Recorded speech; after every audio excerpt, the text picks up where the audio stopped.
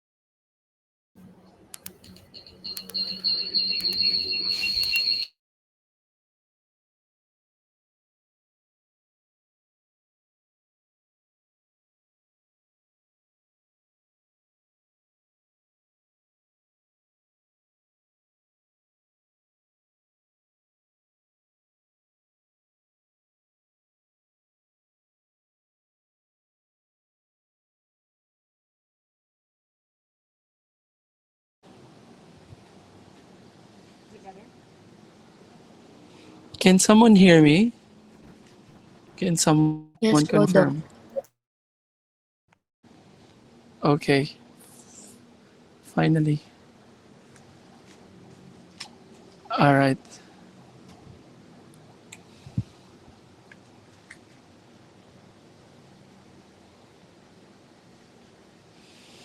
Where did we end here?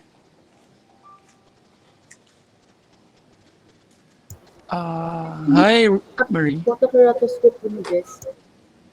I'm We sorry. have discussed up to the photokeratoscope images. Oh, okay, photokeratoscope image. But we haven't finished this, yeah?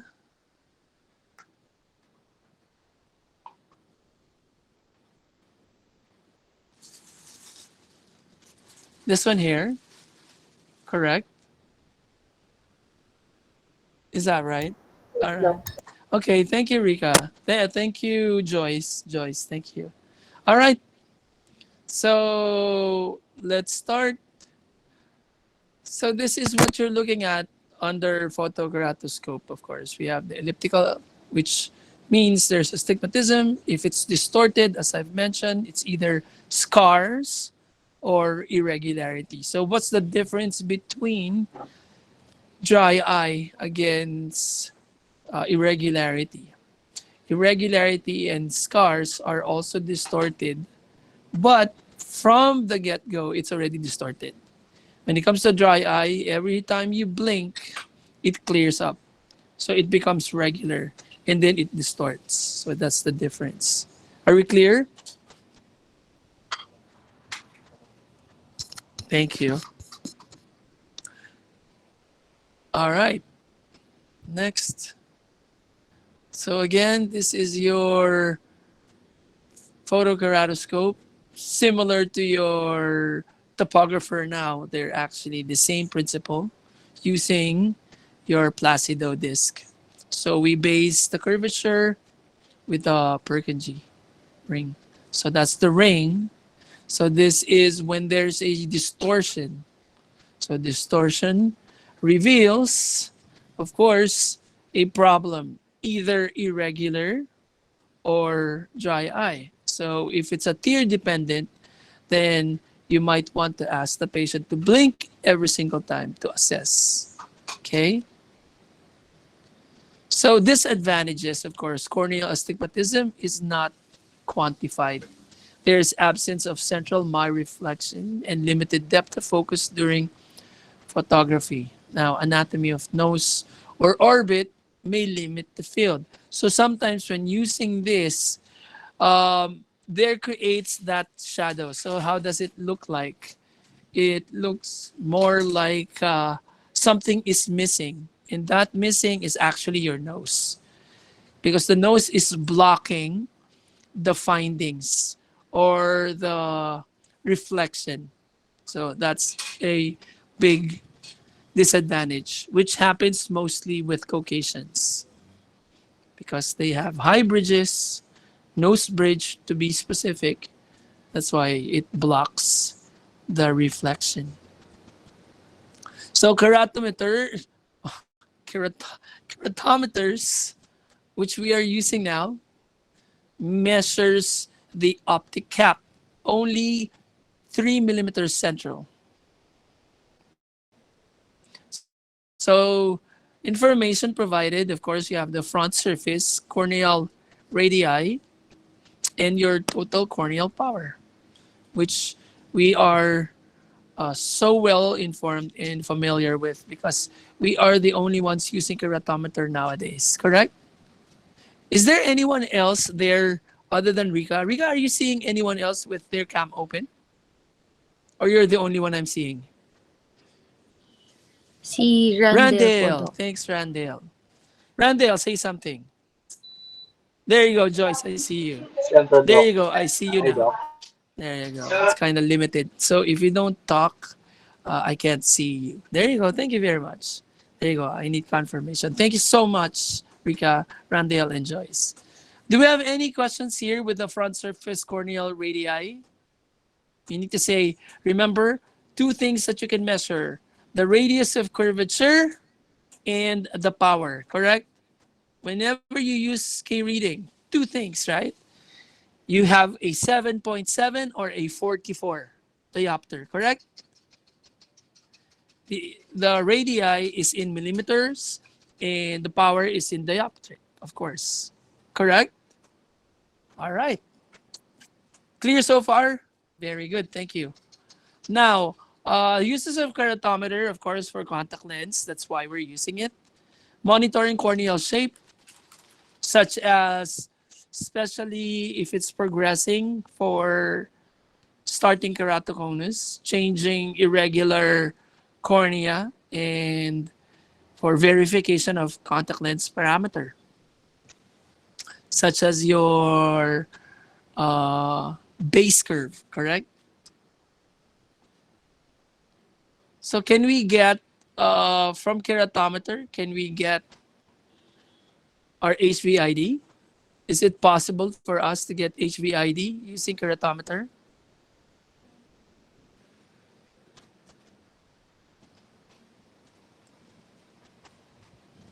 Oh, God damn it. Oh, my gosh.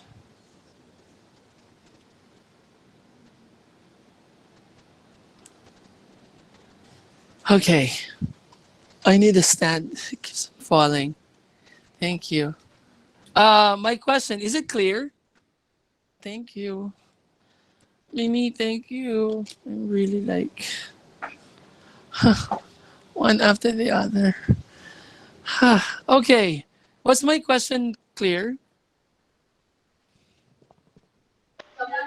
Yes, Doc. So what's the answer? Okay. I don't think it can measure its value. Okay. Because using a keratometer, it doesn't give you the limbus to limbus. It can only give you, Joyce, what can it only give you? The optical, the cap, right? Meaning to say only 3 millimeter. Correct? Is that right? Yes po, the central 3 millimeters of the anterior cornea. Correct. So that's not the whole cornea. So my question was, with the use of keratometer, can you get HVID? The answer is No, Doc. no. Very good, Randall. It's a big no. It's a big no. Thank you very much. Okay.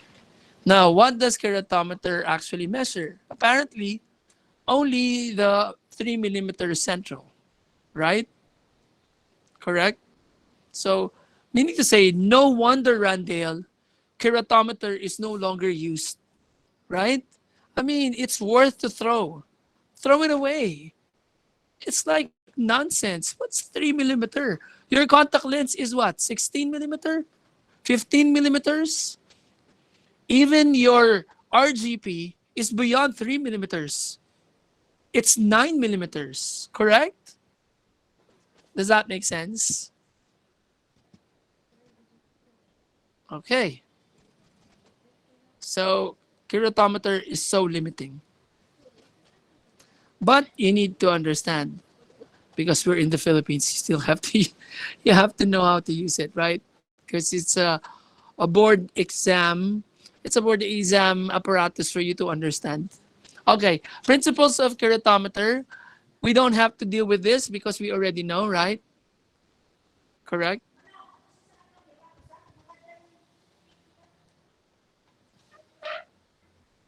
Okay. All right. I don't know what's happening outside. Okay, so let's not discuss that anymore because again, we are not in optoprac. We are in contact lens. So this is just good to know. I'm not gonna give that. I'm not gonna give that. You already know that. You should know this. Is this something you know, Randall? I just want to be honest. Is that something that you know how the keratometer works? Yes. Okay. Okay. Very good, Joyce. Because we don't have to go through it. Because we know how it works, right? That's optoprac. So, okay. What I want to do, we also know the one position and the two positions?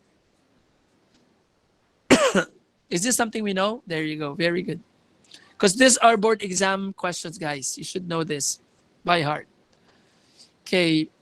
Okay. Rotation about the axis is 2. 1 is both meridian. Now we have different brands. So these are just for the branding. So this is we call it Tora Tora because it's obsolete, right? But it's still working. Is the black like this still working? Have you tried using something like this? It doesn't work, Doc. Yung Ah, it nasa doesn't work. Oh, SLA. okay, okay. Yeah. In other school, it's still working. Okay. That's how good we are. All right. And this is another old school. All right. So how do they calibrate? Of course, they use that steel ball. When I was studying way back in 1990s, can you imagine? There's that steel ball. Have you seen the steel ball? No, no one sees. No one get to see that steel ball anymore, right? That's for calibration. Anyways, all right. Let's not dwell on that. Computer generated. So again, this is your old school topographer, wherein you would see the cornea to its dimension in full, limbus to limbus. So this is what's good about uh, a topographer. A topographer can measure not only the 3 millimeter central, but also up to the limbus, to the very periphery of the cornea. As a matter of fact, the more sophisticated topographer nowadays can even measure your CSP or corneoscleral profile. So that's how good a topographer is. Not only do you measure your cornea because you know that a big diameter lens will cover all the way to the sclera. So my question is, how would you know if it will fit if you don't even know the measurement of the sclera, right? That's why a keratometer is terrible, right? Do you agree, Randall? Yeah? Yes, Doc. What happens if you position the keratometer onto the sclera? Will you see anything? No, Doc. Nothing. Nothing. You're not gonna see anything. So that's how limiting it is. So good thing there's a topographer. So what does it say? As you can see, this is color coding. The color represents steepening and flattening. Red, as we can see, is the most steepest. So if I am to look, this can be like interpreted by its color coding. Now, other than that, if you can see, this over here is an indicator of how steep it is. 6.2, 6.7. This is a 7.8 to 8.1. So Rondale, is this something that you already know how to use? Yes, Doc, corneal topography. Very good, very good. So what does it say? It says that the cornea of the patient is steep because at the middle it is color red. And what's the measurement? Ah, 6.7. Very good. So the radii is 6.7. So that's where the steepest is at, right? So in this case, you might be thinking of, is it already probably like high cylinder, right? To the point, could it also be a keratoconus, right? Okay. Now, what do you see here? Can someone explain? Go ahead, Joyce. You want to explain this? Doc, try lang po. Okay. I think po the corneal surface po is irregular. Okay. Which one? Yung, specifically po yung center. Center. Okay. All right. Anyone else? How about you, Randall? Do you have any? Doc, Aha. it has astigmatism Aha. against the rule. Oy. Very good naman, Randall. Very good, Randall. Ha? This is against the rule because as you can see the orientation, this is against the rule. But if I am to compare, this is also against the rule. But if I am to compare, this is almost limbus, correct? This is limbus, while this one is apical. So what's good with apical? If I have an RGP and even just a sphere, and this covers with a diameter probably about 9 or even 9.5, will irregularity, this irregularity, and can be handled just a basic RGP sphere. Do you get what I'm saying? So Joyce, meaning to say, this apical can easily be managed by RGP sphere. Why? Because periphery, my contact lens will sit well, right? Because where does it land anyway? It lands on the periphery, right? If you are looking at your chair, is your chair with legs? Yes po, Doc. Okay, so the legs is the one that is on the surface of the floor, correct? Yes po. So if there is a big hole on the floor, but the hole is not as big as the legs, you can still sit. Is my example clear? Does that make sense? Meaning to say, even if there's a hole in the center, I don't have to worry falling. You know why, Randall? Because the hole is small enough and it is positioned at the center. So if I have a chair, I can still sit. Even even when there's a hole and I don't have to worry about falling. Does that make sense, Randall? Is my example clear? Right. It's it's so easy to understand, right? But if I have a floor with a hole like this, will I worry if my chair is positioned in this place? I have one here, I have one here, I have one here, I have one here. Do you think I can sit well? Why? Why, Joyce?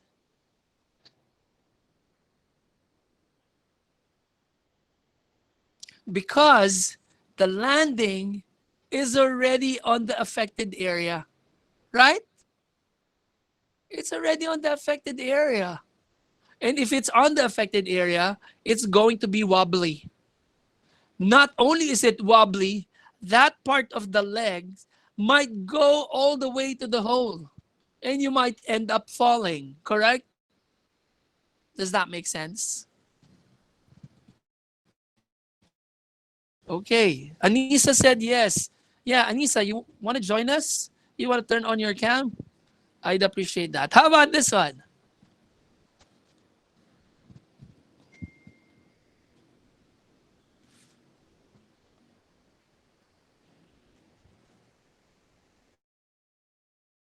Who can assess this? Hey, Zach, you're there. Doc. Very good. Hey, Zach. Sorry, say that again. Vertical bow tie stigmatism. Okay, this is with the rule. Very good. So, what other assessment can you get from this? Yung the one on the right on the I'm left sorry. is less severe. Okay, meaning to say, Meaning to say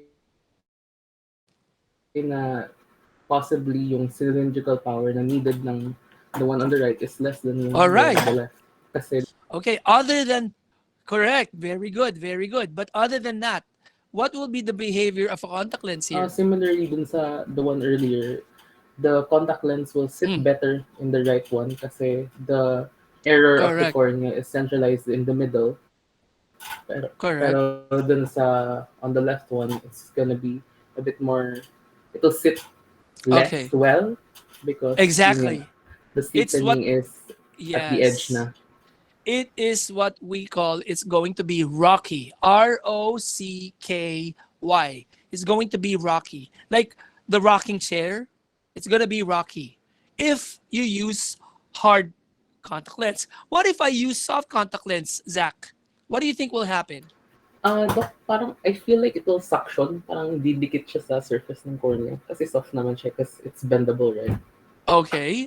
It will talaga. It will. There is the suction effect, especially when you use soft, even hard. But the thing is, what else do you think will happen? What will happen to the soft contact lens? Doc, isn't it possible na susunod lang din siya sa error ng curvature? Very so good. It won't help that well. Very good. Very good. Very good, Zach. You are amazing. So, having said that, can someone explain what happens to the soft contact lens? According to Zach, it will conform to the shape of the cornea. So if this is the cornea, what will happen to the contact lens? Because it conforms to the shape of the cornea. And as you can see, the cornea is irregular. So what's going to happen to the soft contact lens?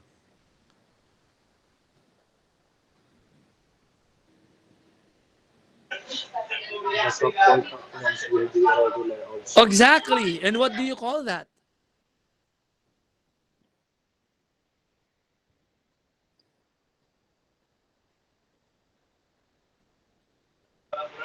Irregular contact lens.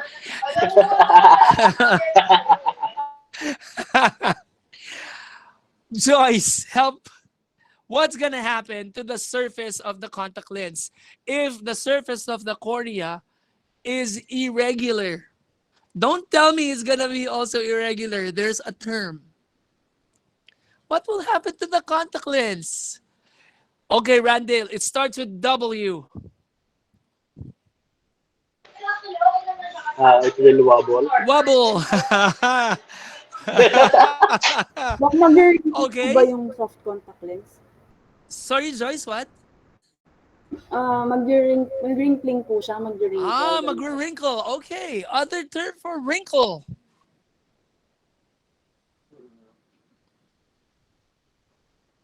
It's W. Doc warp po. Very good, Gabe. Gabe, can you give Gabe a point? My goodness gracious. Give him points. Make it plural. Gabe, where'd you get that warpage? You know it? Ano po, Doc? Sorry po. Hindi ko po naintindihan yung question. Okay. How did you come up with warpage? You searched your dictionary or you just know it? Hindi po, Doc, kasi sabi niyo po, first letter is W. So you're into guessing game. So you know the warp. Very good. It's called warpage. Very good, Gabe. Very good. Joyce, it's called magwa-warp, di ba? Mawa-warp. Yeah, called warpage. Because it follows the contour of your cornea.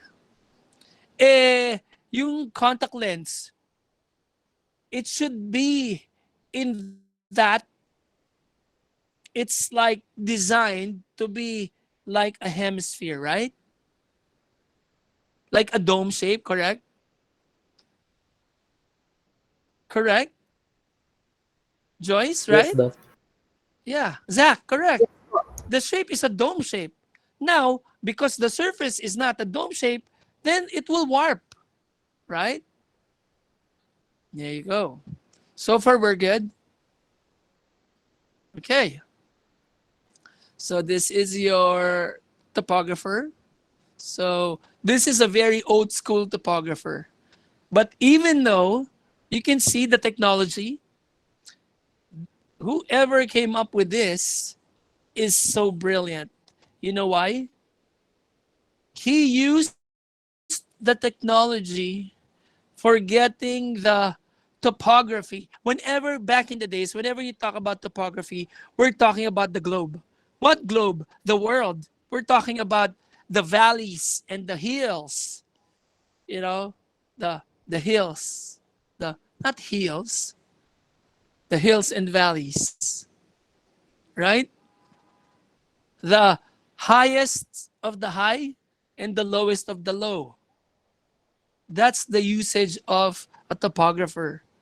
But they said, since the eyeball is like a globe, that's why you call the eyeball also globe, correct, Joyce? Yes po, Doc. So they probably said, if we can use the technology, we can get good information and we can extrapolate information from this machine. And true enough, we are benefiting from that. So this is how it is. As you can see, it's other than it's color coded, you can see the amount of flattening and steepening, right? Which is far advanced than a simple keratometer. For keratometer, can you tell me if it's limbus to limbus? No, right? Because the only thing you can see is 3 millimeter. All right. And then here, you can also get the simulated keratometry value, which is your SIMK. The surface asymmetry, meaning to say they're not the same. Index. Also, surface regularity index. That's how sophisticated a topographer is. Uses of topographer: study normal topography, study the effect of diseases, the pre and post surgical comparison, the study effects of contact lens wearing. As to ortho-K, this is very useful. Compare changes with refractive surgery. This is the pre and post. You can also use that to document changes with orthokeratology. So far, so good.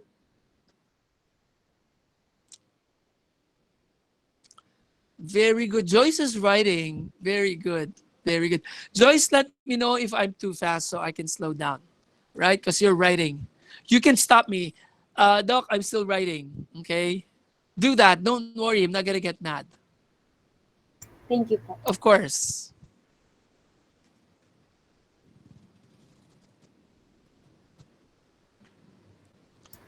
Okay na po, Doc. All right. Goody. Now, procedures for measurement. This is what we are doing, correct? To get the corneal diameter. Have you done this already? If not, you are to do that this Saturday, correct? Because it's a site saving day. I won't give quiz, but you can finish all your parameter taking. Yay! No quiz! Yay, Joyce! What? Randall, cool! Yay! All right, no quiz this Saturday. Okay. So please do all this: pupil diameter, palpebral aperture, and the lid position. The minus and the plus, remember? Then we are also to do your keratometer. Okay, do all that. And then getting the radius and the dioptric power to record the principal meridian. It says there average of 3 readings, but as I've said, 1 is enough for me for the sake of saving time. But when you are already doing your clinical work, always remember you need to do it more than once. Why, Randall? Why, Joyce? Why do you always have the averaging? Why is 1 not enough? Why 2 is not enough? Because we make mistakes. Because we make mistakes. Right. How about Joyce? Why? Why do I have to have more? To compare po the readings if accurate po ba yung measurement mo from the start up to the last po. How? How? Explain it to me. The values po are close to one another po. Uh-huh. Ah, very good. By comparison. Example, reading number 1, 44. Reading number 2, 45. Reading number 3, 45. So what's your reading? Around 44.5 po. Why? Because we get the average of the 3 readings po. Randall, what is your answer? Did you hear my example? Yes, Doc. I think I will answer 45. Very good, Randall. Why did you answer 45? Because in 2 trials, it shows 45. Correct. Correct. So, Joyce, it's like that. See, you're overthinking, Joyce. Joyce, why are you overthinking? Oh, Zach, huh? Don't overthink. It's so easy. I'll give another example. 43. First trial. Second trial, 45. Next trial, 44. Next trial, 43. Next trial, 40. So, what is the answer? 43 po, Doc. Very good. Why 43? Why 43? Why 43? Nice po kasi siyang nakuha na result. Oh, okay. So Joyce, as simple as that, huh? When there is a validation. So to make it simple, Randall, it's like this. How can I say with my 3 finding to validate my first? Because if my first was wrong, how can I say that my second is right? Or how can I say that my second is right if the second is wrong? I do not have any comparison. So Joyce, what I do is I compare the third one. If my third is closer to my first, it's most likely the first one. Especially if there's a repetition, if there's like duplication of finding. As I've said, 45, 44, 45. So what's the answer again, Joyce? 45 po, Doc. Oh, di ba? Easy, di ba? Ikaw naman eh. Right? Na po yung overthinking, Doc. Ay nako, be careful sa board exam. Do not overthink. I'm telling you. The answer is right in front of you. And when you overthink, that's the usual problem of those we are expecting to top the board exam, they overthink. And in the process, they lose their position, no? Parang chess lang yan. Sometimes you simplify things. When you overthink, anak ko, dun tayo natatalo. So as early as now, Joyce, try not to overthink, ha? Reduce overthinking. Simplify things because the answer is just right in front of you. All right, very good. Now, we have abnormal corneal topography such as keratoconus, wherein the word is kerato, which is cornea. Conus is a cone, so it's cornea, right? Keratoglobus, globular cornea, wherein it's so big. You know, the whole surface is big. Irregular corneal astigmatism. Well, I don't have to explain this. This is ectasia, right? The irregular cornea is ectasia, wherein you cannot have an axis 180-90. So meaning to say, the difference is either smaller or bigger than 90 degrees, correct? Right, Joyce? Because we call it regular if it's 90 degrees away from each other. If it's not 90 degrees away from each other, it falls under irregular. And where do we get irregularity?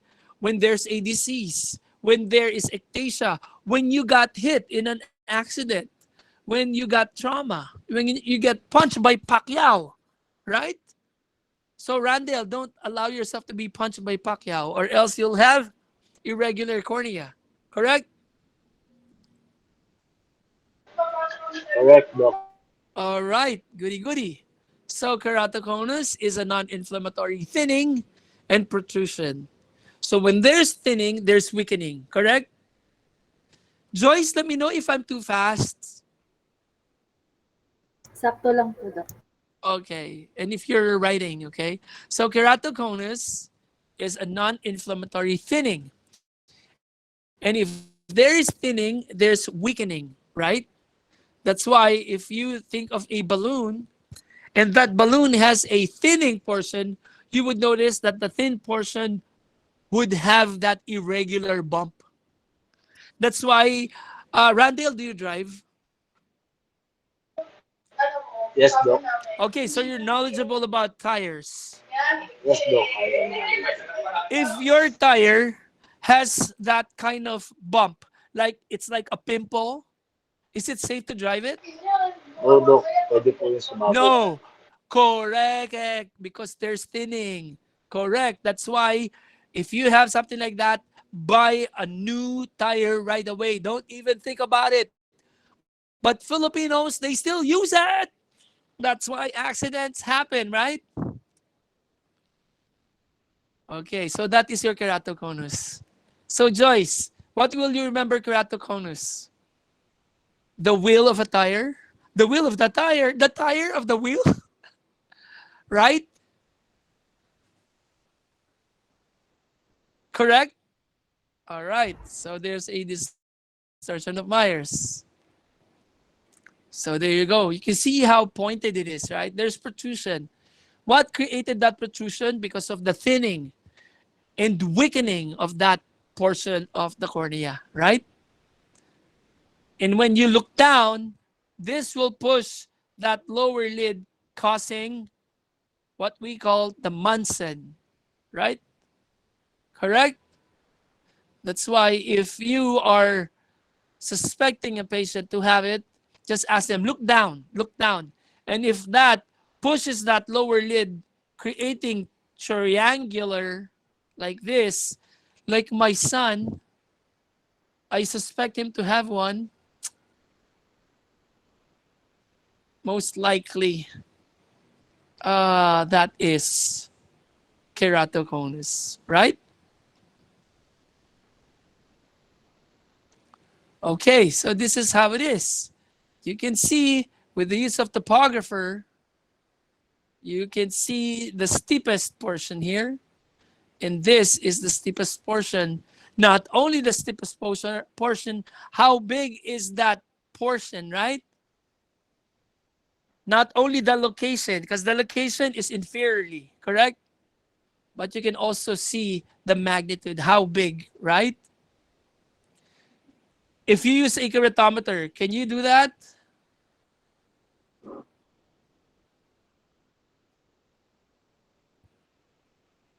Right, right, right. Right, right, right. Are we good so far? Ah. Er. Ah. I am going nuts. Wait up.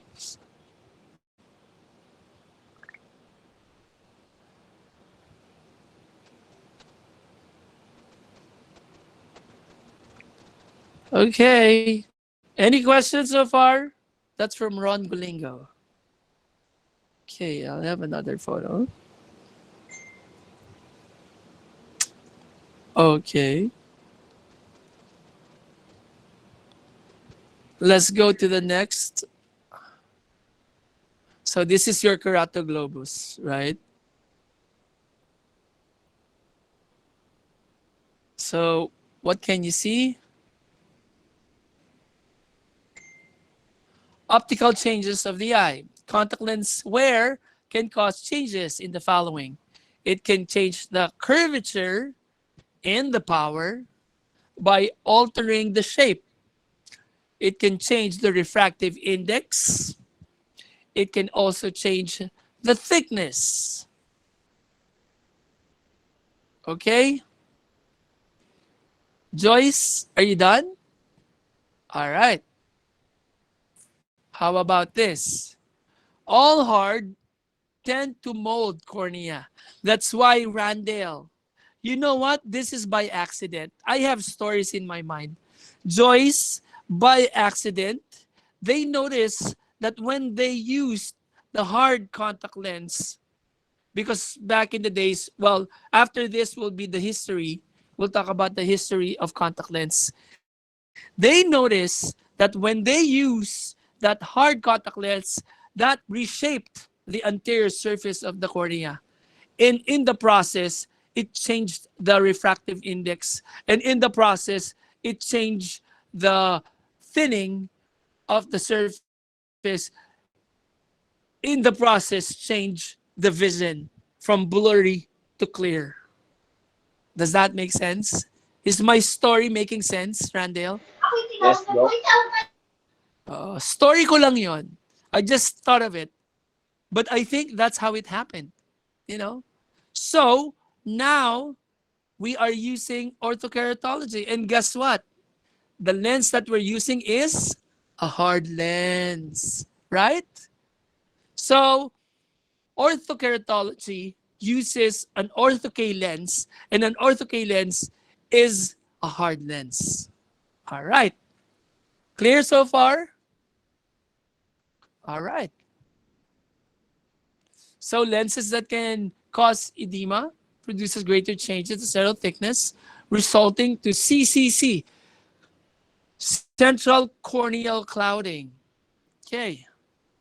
Which is, it can result into steepening and increased myopia, right? The steeper it is, the greater the curvature, the greater the curvature, the greater the The Get the power. changes. Power to create. very good, very good. Very good, Luin. Very good, Anissa. All right. So, again, curvature changes similar to hard can cause small increases in myopia. That's why if we use orthokeratology, ortho-K lens is not just an ordinary or RGP lens. It's a specialized designed RGP lens, but still RGP lens, but with special design. Instead of steepening just a portion, it actually steepens some portion and flattens some portion. I will explain that during the second sem. If I'm still around. Okay. All right. Next. PMMA, central edema, of course. Discontinuing lens wear, thinning and flattening. Now the circadian variation with the addition of cornea steepens, then decreases over the first year. Cornea steepens by 0.50 in both meridians, then contact lens are worn overnight. This is your ortho K, correct? All right. Then you have your withdrawal variations. Corneal flattens by 75. Increases in with the rule astigmatism and stables after 3 weeks. There you go. So again, this is just good to know. Don't worry, I'm not going to include this. Why? This is talking about soft contact lenses that causes edema, which is just more of a knowledge that you'd like to know, which occurs across the entire cornea. That's why even with just sleeping, there is inflammation. Correct, Randall? All right. Curvature changes varies very slightly, so refractive change is very small. Now, keratometry and contact lenses. So this is something I don't want to go into because you already know what it is. Again, lingering to optoprac, I'm not going to do that. All right. You know the sagittal, right? What is sagittal? This is sag, or the sag height, or the sagittal radius. This can be seen looking through the side, right? Yes, Doc. Okay, very good, very good. Wherein this is your formula. But don't worry, I'm not going to give this because this is under the optics. Yes. Don't worry about it. Tangential is the normal perpendicular to the sagittal radius extending from the point P on the conic surface of the tangential. So how do you do tangential? What's the difference between a sag height and your tangential? Because I think one thing, when you say perpendicular, it's like, what is perpendicular? If I am to cross from our office, I will go to Essilor. I am perpendicular to the nursing school, correct? Oh my gosh, everybody left me. Yes, Doc. Correct, Doc. All right. Don't worry, it ends here. All right. So, any questions so far? So, I don't want to complicate things for now. So, let's chill for now. Let's meet again on Wednesday. Correct? All right. So, thank you very much. Thank you, Doc. Thank you. Thank you, Doc. Thank you, Thank you guys. po. Thank you. Thank you. Thank you, Thank Doc. you. Thank you. Enjoy your dinner. Thank you po, Thank Doc. you. Thank you. Thank you. Thank Eat you. well, Doc. Thank you, Rika. Eat well. Be well.